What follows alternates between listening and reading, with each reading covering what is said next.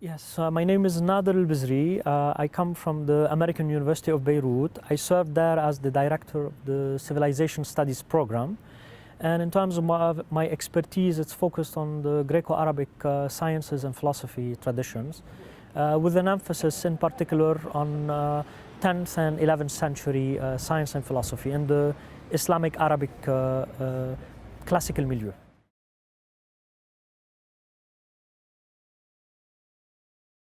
Yeah, this is the third occasion in which I have the privilege of taking part in the workshops of the Ordered Universe project. My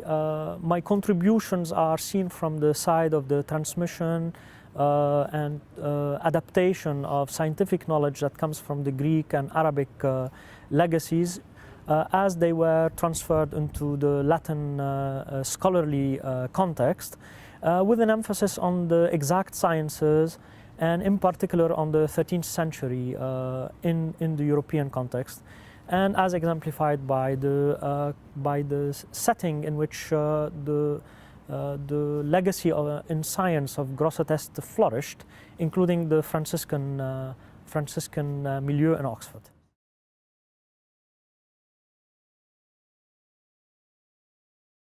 The most important aspect, I would say, is in the interdisciplinary character that it has and the methodology, because it is unique in the way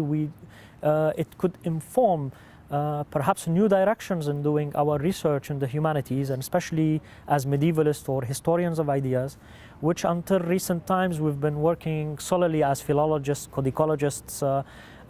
working in isolation or within a very small circle of specialists in the field. And now we're having the opportunity to interact directly with the scientists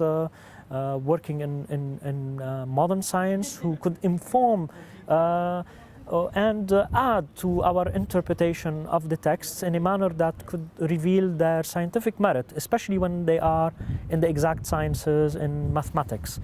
So I see this as a very useful direction in terms of research that could revolutionize perhaps also the ways in which we conduct our investigations. And I would like to see that there are more steps taken in this direction, especially in relation to my field that could focus on the Arabic legacies also, in revealing the elegance and the merits of their scientific content.